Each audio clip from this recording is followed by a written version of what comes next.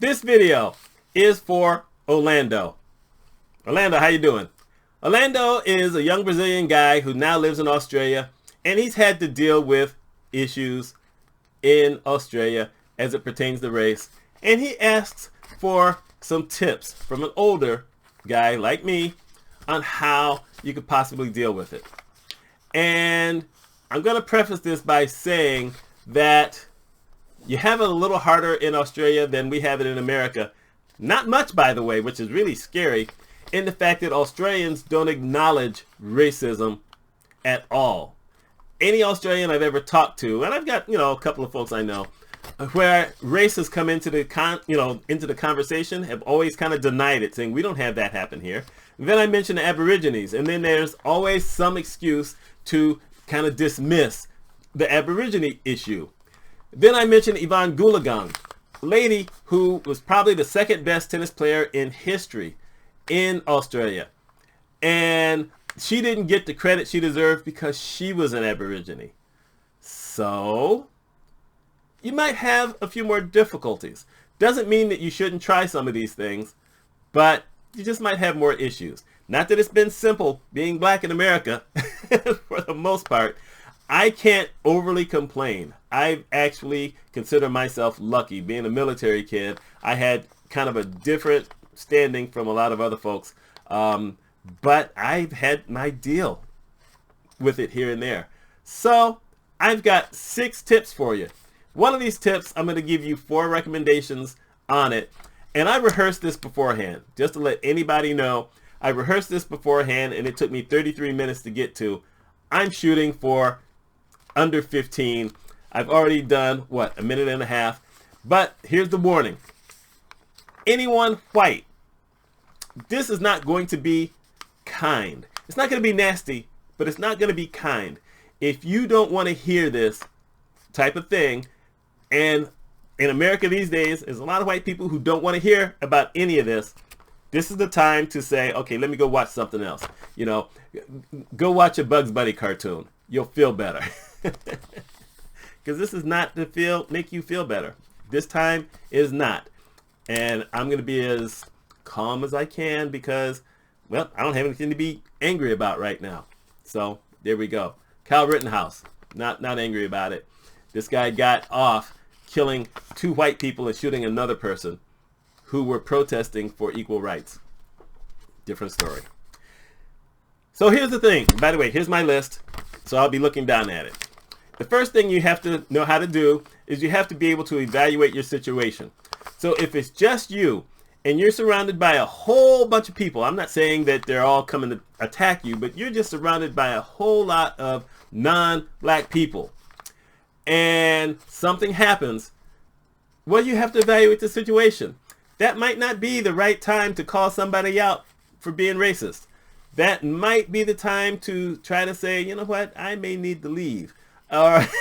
Or I'll just stay quiet. Hopefully you didn't show up there by yourself. Maybe you're with some friends who will be there to be on your side. But that's a situation where you got to back away from. If it's in a small group of people and you feel like, you know what, I need to say something, say it. Because, what's going to happen? At the very least, they're probably going to say, well, geez, I don't necessarily know if I want to be around that guy again, which is good because you don't want to be around those people anyway. So always be ready to evaluate your situation. Second thing, call things out when they happen. So something I used to hear a lot in my 20s. I don't think of you as a black person. To which my response immediately was, why not? Or you should. And they get caught off guard with it because they thought they were giving me a compliment. So when you ask that question, either one of those questions, they get thrown off. Well, I don't know. I just never thought about it.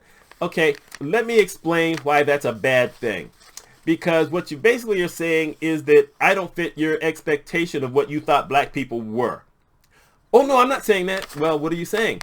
That's exactly what they're saying, but they don't want to admit to it. So that's exactly what they're saying. So you call people out on stuff like that. You call people out when you see something that was racist. Years ago, when I was still in my 20s, I was working at the hospital, and they brought out this video. And it was like an employee video they were going to show everybody, and they had me come. And I knew why they had me come, because I was the one black person who they knew they could get. They didn't want to bring one of the 2 or 3 nurses in the entire hospital of 1,300 people who was there. They didn't want to bring anyone up from the cafeteria. They got me. So they show this video. And there was this one character, the only black person in the movie, or in the video, who kept doing the stupidest stuff. And you always knew he was coming because they changed up to their version of funky music. It's like, oh my goodness. And so when it was over, and the person up front said, so does anyone have any comments? I said, yeah, that's pretty racist. And they didn't like the response. I said, it's definitely racist. Are you kidding? You changed the music. You've made him funky. Everyone else, at least when they made a mistake, they were just making a general mistake. But this guy, you had him come walking in, shucking and driving. He's got this funny hat on. He's got this funny jacket on, which you wouldn't wear in a hospital anyway. And then he's doing something overtly stupid. Racist. And I got away with it for 2 reasons. One, because I had already set a reputation for myself that my work would be superlative. But 2, I had a vice president who thought I was fantastic. And I had the vice president of the hospital, not the president, but the vice president, who thought that I was phenomenal. So I talked to them, and they both apologized to me, because then they both watched the video and they said, oh, we're sorry that we let this pass at all. We're going to definitely change that. Sometimes you just have to speak up. You got to say it. You got to call it out for what it is. Number 3, try to be dispassionate when you call people out. So when I told these people that their video was racist, I didn't show any anger. I was angry, but I didn't show the anger. When I called out these people who said they didn't see me as black, I didn't say it in an angry mode. I just said it. Now, there have been times where I was angry because someone did something. And I didn't think that I had showed that I was angry by my reaction to how I handled the situation. But my ex-wife saw me do that a couple of times. And she said, why did you do that to that person? I said, do what? She said, you made them look bad in front of everybody else. And I hadn't thought about that, because that is an angry response, making someone look bad in front of someone else. But then I always said, because it was true, because they took the side that they thought they were superior to me. And I couldn't have anybody think that. And because if I allowed one person, but everyone else saw that, then they were all going to say that. So I did what I did, made that person look horrible, and made everybody else realize I don't want to mess with that guy. And she said, I don't know. I said, trust me, they all learned a lesson today. Even if they don't keep that lesson in their heads for the rest of their lives, they learned a lesson today. But you get over by being dispassionate. If I showed anger, that would make them fear me and people like me more than what I did. So, that's as dispassionate as I could be. The other stuff, though, was dispassionate. I didn't show anger, even though I was angry. I just told it like it was. Sometimes that's the way that you help to get change to happen, is you call things out the way they are, and you try not to be angry. That's how come a lot of the protests after George Floyd was killed, and then what happened in some of the other states later on, you had that because you had a lot of angry people. And if you notice the media, and I didn't even watch the media, but I saw it on Twitter, and I saw certain people say certain things on Facebook, they took the side of the police and everybody else who's going against the protesters because they were angry. Sometimes that's just the wrong way to do it. It's the wrong situation. I'm not saying that I disagree with the protest, but I'm saying that if you give someone a reason to hurt you and to shoot you and do whatever, quite often, public support is going to stay with the police. We know that. Yes, it did happen back in the day with Martin Luther King Jr. and the protests, but you know what? They were peaceful. I mean, they didn't even fight back when they were being charged by dogs and had water shown at them. I'm not saying that you always need to kind of allow someone else to abuse you in order to make a point, but the intention is to go in and be peaceful. Don't go in throwing rocks and stuff like that.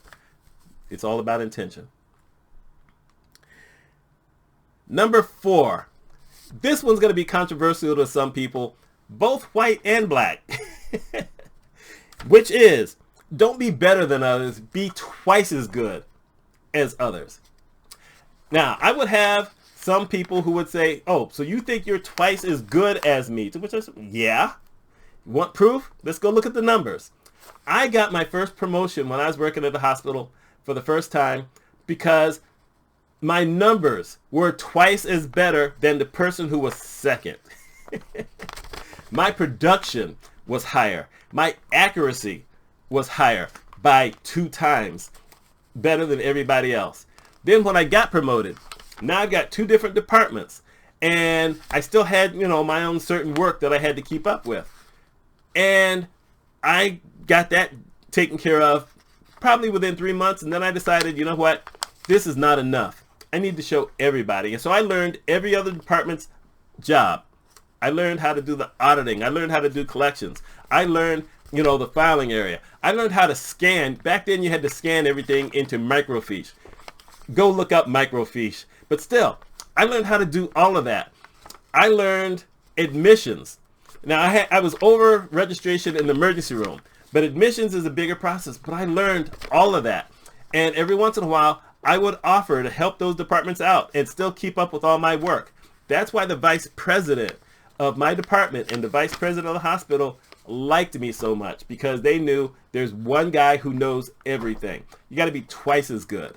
I got hired for a job after I left the hospital, and I was riding up north with the vice president of the organization, and he said that he had to think about it before he hired me for the job because he wasn't sure how some of the clients that we were going to be visiting and some of the hospitals we were going to be visiting up north in New York of all places would accept me.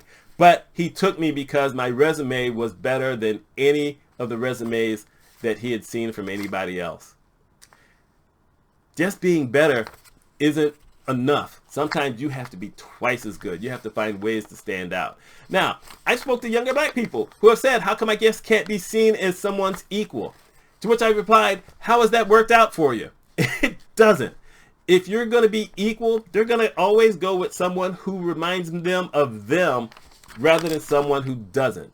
You need to stand out. You need to be better. You have to be willing to, I will say, conform to that particular norm, at least if those are the certain types of jobs you want. So if you want to be a lawyer, you better dress like a lawyer. If you want to work at a record store, then you can pretty much, okay, record store, I know they don't have record stores anymore, but you know what I mean. I'm not even sure what I mean. Maybe certain bookstores. For instance, even Barnes & Noble allows people to, who work there to wear pretty much anything they want to have, tattoos openly show, and if they have the piercings, they don't mind that. And that works out well. But if you're working in a hospital, even if you're working in the business office where the only people who are going to see you are other billing people, they're not going to bring you in. They're just not going to do it. If you want to work at a fancy restaurant, you don't mind being a waiter or a waitress. I think they call them servers now. I'm not really sure. But you want, one of those jobs like that in a very exclusive place, they're not going to hire you if you don't want to dress a certain way. Now, is that fair?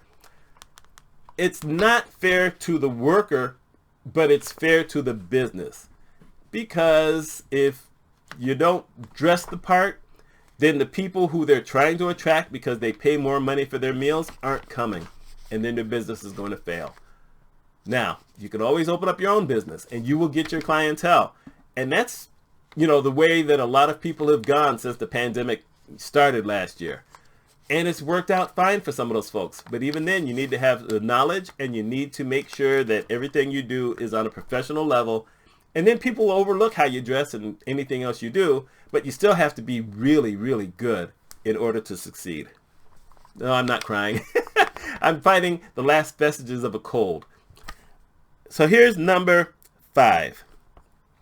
You need to have at least 3 or 4 talking points to be ready to address things that you are going to hear more often than not. And I wrote 4 things down. For instance, why is there a Black History Month but not a White History Month?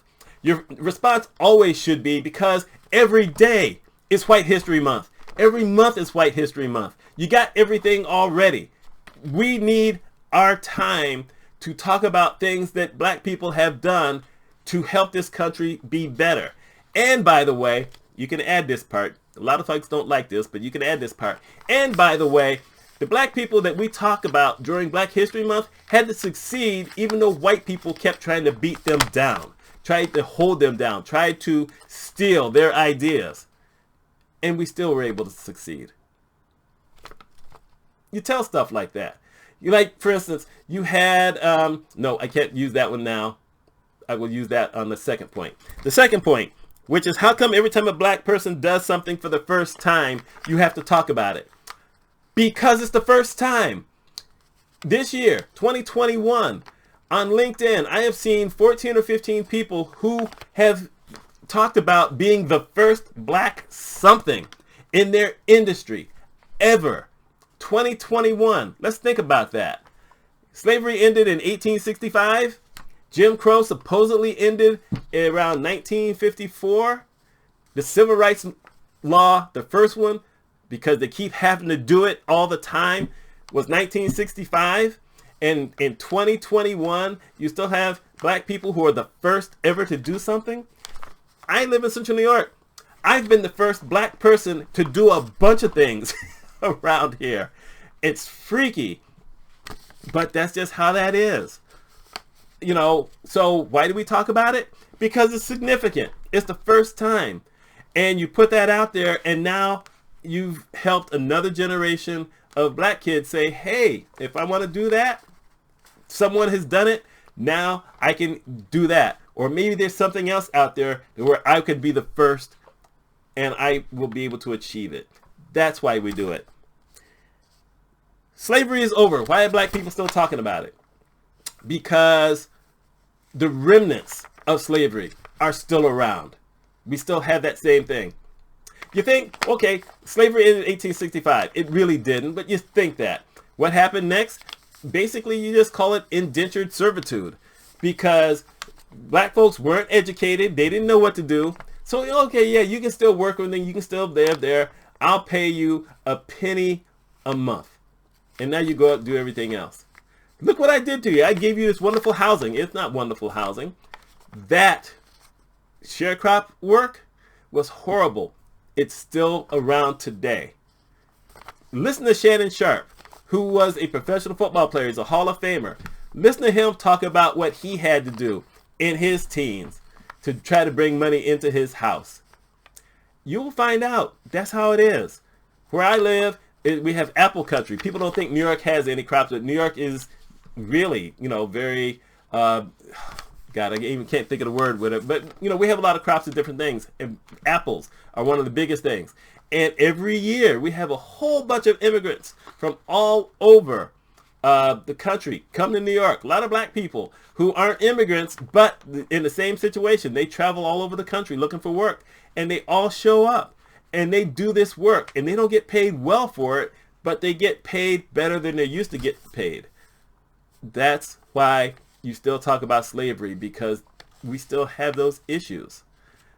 And the other thing I had on here is, why do Black people talk about race and diversity all the time? Are you kidding? Because if we don't, no one else will. Why is there all this stuff about critical race theory where what they've been trying to teach is nothing to do with critical race theory? Go look it up. Go do your research. But white people hear one thing and they zero in on it.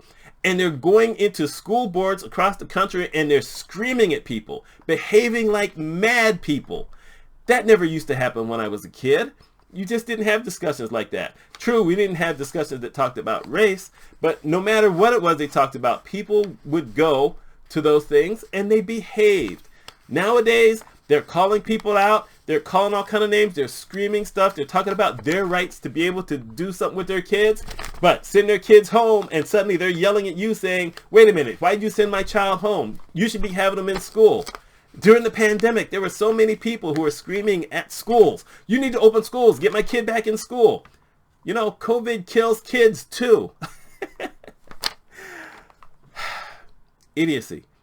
But you need to have responses for stuff like that, because people are going to try to dodge a specific issue by throwing up a point like that. And it's an idiotic point. All of these are idiotic points, but you have to deal with it. And it helps to already have something to say. And here's the last thing totally that I have. Because I began this by talking about evaluating a situation. Now it's talking about you need to remove yourself from certain situations. So I talked about going to different festivals in this area back in my late teens, early 20s, when I didn't know any better. And I was always going with some friends. They were white friends because there was almost no black people around here at the time. And I always rode because I didn't know where we were going. So I was pretty much at the whim of whoever I went with on how things were going to be. Therefore, I couldn't remove myself from the situation. All I could do was shut up and say, okay, let's just hope nothing bad happens while I'm here. I'm never coming to anything like this again. But that only happened a few times before I decided, you know what, I'm doing all the driving from now on. Something happens, I'm leaving. If I need to take care of myself, make sure I'm not going to get killed, it's all going to be on me. And even now, I drive 99.7% of the time. I have my friend Scott who I ride with. And every once in a while my friend Kelvin, but it's maybe, if it's once a year, that's a lot. But that's it. I do all the driving because I will basically say I'm looking out for me, but I'm also looking out for you. And I can't trust others to look out for me if they can't see a situation the same way I see it. So sometimes that's how you have to do. Last year, I had times where I would go to the big grocery store that kind of right in my backyard and feel like, oh my, I'm exposed. Because it's not often that you see a lot of black people in that store. There's more now than there were when we first moved to this area, but it's not a common thing. And I just felt exposed during some of the things that were happening. And I would rush right back home and I would, come in the house and lock all the doors and turn on the alarm. And that's a shame when you're doing that during the day in your house. Turn on the alarm at night is one thing during the day, but that's how I did it. But because I drove, I could do that. Or I could just get in the car and drive over to McDonald's. Don't have to get out of the car, get my food, come home, lock everything else back up. I've kept my windows closed as far as the curtains, blinds closed, because that removes me from the situation. It's a shame that I've done that, but I can do that. And sometimes that's just what you have to do. If you're at a party, and I don't go to many parties, so I don't have to deal with that. But if you're at a party and suddenly you're starting to feel uncomfortable, you just might have to say, you know what, I gotta go. Or you just leave, and you will explain it to that person later on. Now, you can do what I've done on occasion, which is make somebody look bad, but it doesn't always work out in your favor, especially if it's a friend of yours who held the party. So there you go. Orlando, there's 6 tips and some additions that I've given you, that I've given to a lot of other folks. Let me know what you think. Let me know if I actually helped you with this. And for any white people who heard this, watch the entire video, find me something that you disagree with. Please don't. But if you disagree with something I said, you let me know. I'm willing to have that discussion.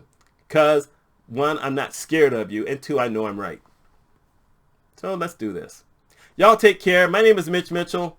I hope you have a wonderful Sunday.